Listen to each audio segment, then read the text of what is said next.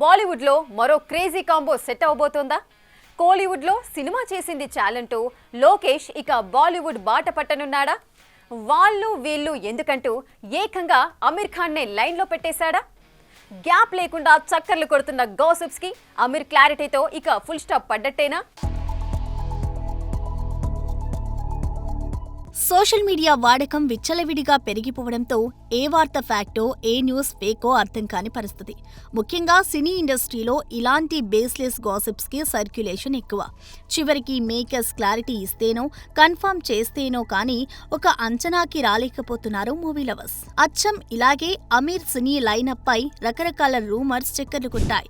Sitaare Zameen per తర్వాత పీకే 2 చేయబోతున్నాడని, లేదు మహాభారతాన్ని పట్టాలెక్కించబోతున్నాడని ఇలా తోచినట్టుగా గాసిప్స్ ని సర్క్యులేట్ చేసేశారు మూవీ లవర్స్.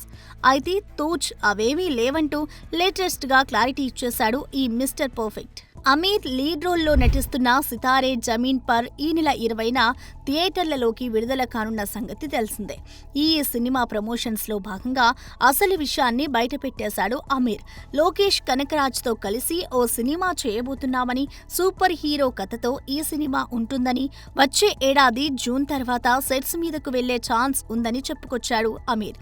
అలాగే రాజ్ కుమార్ హీరానీ దర్శకత్వంలో దాదాసాహెబ్ ఫాల్కే బయోపిక్ కూడా చేస్తున్నట్టు కన్ఫర్మ్ చేసేశాడు. అంటే ఖైదీ, మాస్టర్, విక్రమ్, లియో వంటి చిత్రాలతో అలరించిన లోకేష్ మొదటిసారి బాలీవుడ్ హీరోతో సినిమా చేసేందుకు సిద్ధమయ్యాడన్నమాట.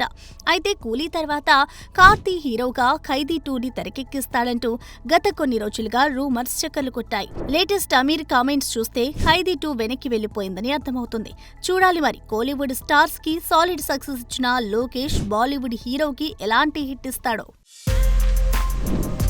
For more videos like this, subscribe Big TV channel.